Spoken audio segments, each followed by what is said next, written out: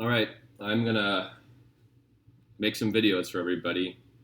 Um, First, I just want to say hi, and I hope that you're hanging in there. I think everyone's feeling a little cooped up, but I realized maybe if I made some videos about our projects coming up, it could help. So bear with me because I don't like filming myself, and we'll see how it goes. So the next project that we're going to work on is pen and ink drawing, and some of you have done it before, and there's a lot of options within that, but it's basically going to be three parts. You're going to do some practice work, and then you're going to have an abstract project that you're going to work on, and then also working from a photograph. So it'll be three parts. I'm going to do my best to break it down as far as materials, how to finish the practice parts, and then try to have some options in case you don't have all the same stuff that I do. I know that not everyone has the same materials, so we'll try to figure it out. All right, so let's talk about pens. This is what I found lying around my house. I have all kinds. So this is a ballpoint pen, pretty smooth. I've got one of these like fine liner pens, and these are better for a little bit more control. I've got a roller ball pen. This one's purple or kind of blue. I've got another ballpoint pen, and the last one I have, which I think one of my kids kind of bent, is like this almost like fountain-like pen.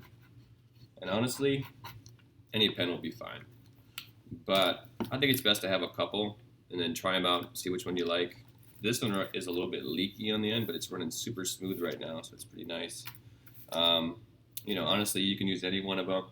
Find which one's your favorite, and then we'll start filling in this page. I'm going to stop it, and we're going to talk about that real quick. All right, so this page is a little intense. It's got a lot of parts, but essentially what we're doing is we're working through different pen drawing techniques, and then we're trying to control value within that. So I'm going to kind of walk through what this is, and then we'll talk about options as far as if you don't have a printer or have this printed out. So on this row here, we've got stippling, which is essentially little tiny dots piled up to build value.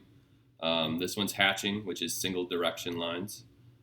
This one's cross hatching, which basically is making the X and going different directions over the top of each other.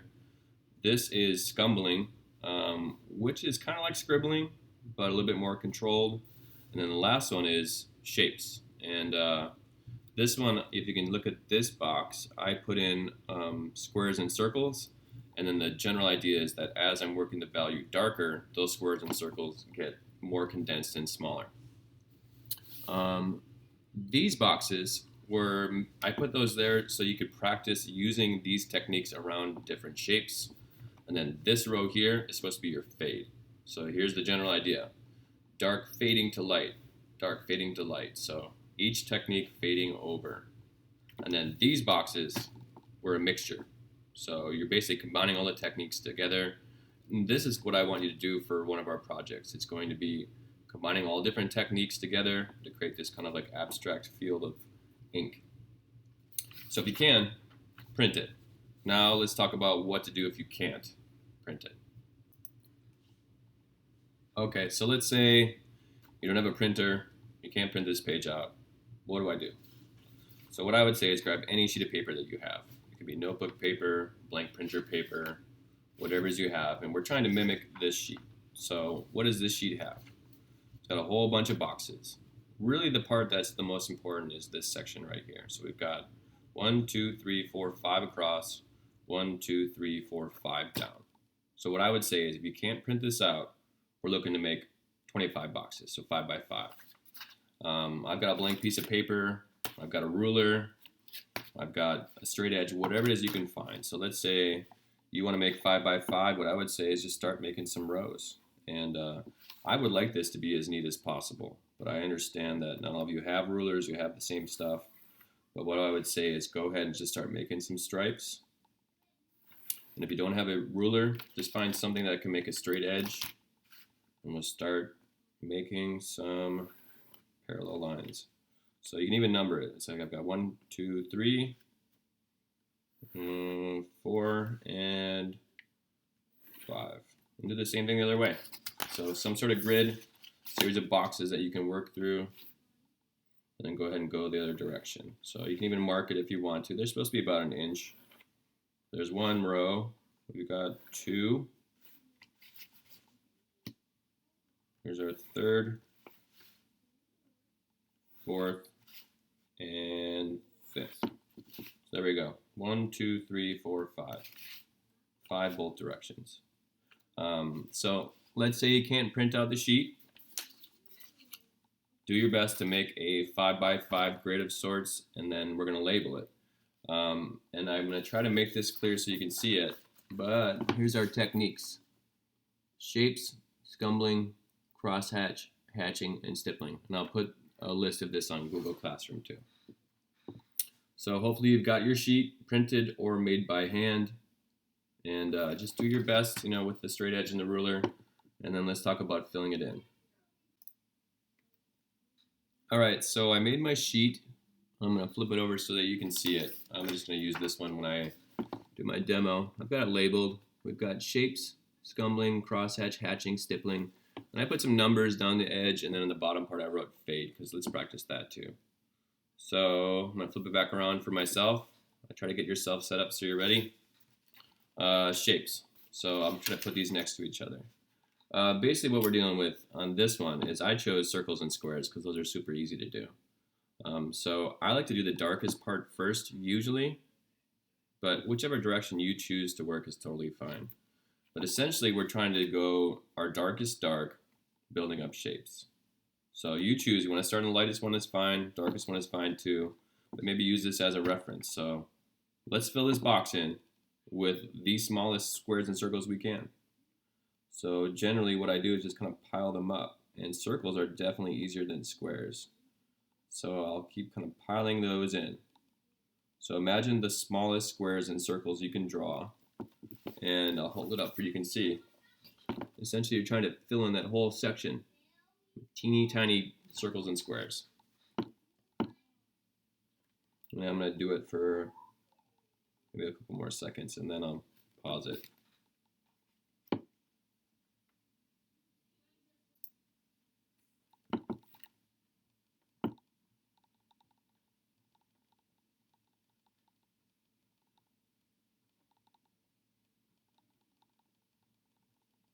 And it's okay if they overlap. Totally fine if they cross over. And for me, I actually almost go like 2 circles and a square. Circle, circle, square. Circle, circle, square. Doesn't matter if they're perfect. Alright, I know I didn't finish that part, but I'm going to go on to the next one. So scumbling, this one I think is actually the funnest one to do because I think of it almost as like a continuous line. So you put your pen down and you keep building your lines over the top of each other. So I did just a little bit of scumbles there, and I'll show you. I'll tell you what it's not. It is definitely not scribbling. It's a controlled mark with your pen, and you slowly kind of move it across the paper, and you're trying to fill it in, the entire thing, with these kind of random, weird flowing lines. Don't go too fast, just like a nice medium pace, and keep piling them up. And you can definitely cross over if you want. It's almost like little spaghetti noodles. So I'll hold it up again for you to see. There's my scumbles.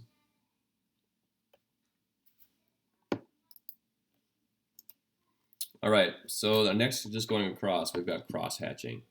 And cross hatching and hatching definitely go together. The difference is that cross hatching goes multiple directions and hatching goes single direction. So let's look at this. So here we've got cross hatching, here we've got hatching. So the way I usually tell people to start is just single direction. If you go through this box, you can just go ahead and start building some stripes. So if I just do one direction, just like this is what hatching is. So this box and this box at this point would be the same. The difference is to cross hatch, you go the opposite direction. So you go opposite. And you can definitely work on these 2 boxes at the same time. So you can see I'm starting to build these little squares. For my hatching box, this would just be single direction. And for hatching, to make your value as dark as possible, try to get your hatching marks as close together as you can. Now, I'm running the full box. I'm going from top to bottom. If you wanted to, you could actually hatch like this as well, where you go single direction, kind of small little marks. It's definitely going to look different depending on which you prefer. Maybe try both. In the example, the printout, I think I did a diagonal kind of like little choppy mark. It was smaller. And then for the example here, the crosshatch, I did the full box. It's up to you which one you want to do. Maybe try both. Ultimately, your goal here is, again, your darkest dark. So fill it in. Try your best to get those lines as close together. And again, hatching kind of at the same time. And then for the crosshatch, especially for your darkest box, you're going to cross through corner to corner. I would actually recommend doing that next direction cross. Now, if you want to go even darker still, you can kind of see where this is going. You can go diagonal this way as well.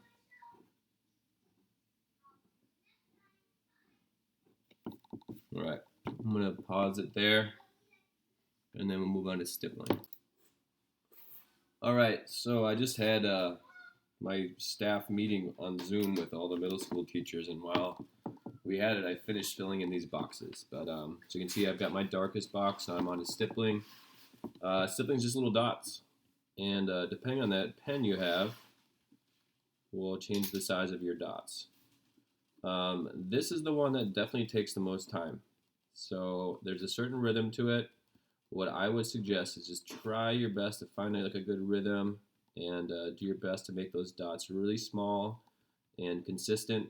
What tends to happen with stippling is a lot of people tend to kind of like lift their pen and you get little dashes instead. So do your best to hold your pen straight up and down and just kind of hit it. This is the one where I would suggest working on it for a bit and then take a break. Work on it for a bit and then take a break because, like I said, this is the one that takes the most time. So stippling, I'm going to hold it up for you. Do your best to get little dots. And like I said, depending on the pen you use, those dots will change. And like I said, try not to get little dashes. Try to make sure you get circles. I'm going to work on filling that in. And then we'll talk about the fade in the next boxes. All right, so I worked on stippling for a little bit. It still has some ways to go, I think, before it's my darkest dark. But, you know, like I said, this is the one that takes the most time. I'm using like one of these fine liner kind of felt tip pens. If you're using a ballpoint pen or something else, you're going to have a different look for your stippling. Just try to stay patient. And like I said, this is the one where I work on it for a bit and kind of come back to it. So I'd say jump around this so you don't get too tired of one technique. Let's talk about these boxes getting lighter and also our fade. So how do you do it? You've got box 5 done. You made the smallest tiny little shapes you can. Let's go to box 4. What I would suggest is just try making your shapes just a little bit bigger and start filling it in. So on mine I did squares and circles. I've seen people do triangles. Whatever you chose, just keep repeating it and just think of that shape just a little bit bigger than before. I'll zoom in on that one so you can see. And the same thing with scumbling. Again, scumbles, I usually do like a continuous line kind of flowing through. With pen drawing, it's actually all about the ink and white space. So on my darkest dark, you can even go back to it and add some more if you want. There's very little white space. It's all lines. So for my next box on my scumbles, what I'm doing is I'm opening it up just a little bit more so that there's more white space than before. If you end up going too dark on your scumbling, go back and make box 5 a little bit darker. With hatching and cross hatching, again, it's all about line density. So maybe for hatching and cross hatching, I'll start just by making some rows of lines. And you can see that the space between those lines is pretty big right now. So I'll just go ahead and fill it through. And then maybe keep working that way, keep working this way. And with cross hatching, what you can do to make it darker is to add those lines in between. So I would say for box 4, start with something like that. And if you want it darker, again, you keep switching directions and you keep adding more lines inside. For my hatching, I did kind of 2 slightly different techniques. This one I'm filling in the whole box. This one I'm doing little dash marks. I think the dash mark thing is a little bit easier. Either way is fine, but again, it's all about line density. So let's say I'm doing the dashes. What I do is I open up the space in between just a little bit, so that's not as dark as it was before. If I'm doing the full box, you create a little bit of space in between. And the same thing for stippling. Just a little bit more space between your dots than before. And then I'll stop it there, and then we'll talk about fade. All right, let's talk about the fade. So I've got my printout example here, and again, it's kind of like mixing a couple of things together, but it's all about opening up the line density as you go. So in the case of stippling, like fewer and fewer dots as you move. With hatching, it's like making the space between the lines a little bit bigger as you go. Same with cross hatching. For scumbling, it's all about really, really dense patterns here.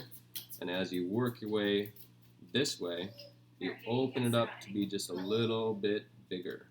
So super, super small here, medium, and then a little bit bigger. And by the time you reach the end of your fade, you can really open up those shapes to be big and lots of space in between. And then for hatching, same thing. Super, super dense lines here. And then a little bit farther apart, a little bit farther apart, a little bit farther apart, kind of like that. And if you need to, you can always add more lines back inside. For the shapes, super, super small, a little bit bigger, a little bit bigger, and you keep getting bigger as you go. So here's an example that I made a while ago. And you can see this one's more ballpoint pen, but some examples of kind of how the fades look. This one I mixed two pens together, both black and red. I'll hold it up so you can see. And then this example here. So I think I'll stop the video there. Work on filling that in. One more example to show you. This one was done with a ballpoint pen, and you can see that the overall effect is a lot different than my kind of fine liner pen. I've got super thin lines, definitely a lot more dense and looks a lot different. All right, so recap. Practice work first. I've got my little buddy, Haiti, here with us. So if you can, print the sheet out. Try filling it in. If you can't, make your own. Let's talk about pens. Really, any pen is fine. Figure out which one you like and then use it. How long should this take? So if we were in school, this would be like 2 or 3 class periods. So I would say for me to finish this, I might be able to do it in an hour if I work super hard, but I think honestly, it's probably gonna take you over an hour to finish it. Stay patient. I say work in bits. So like maybe set a timer. Like I'm gonna work on my cross hatching and hatching for 20 minutes, and put some music on, and work on it for a bit, and then come back to it. I wouldn't probably do it all in one sitting. So I'm gonna post this video. I hope it helped. Sorry it was so long. Let's get cross hatching.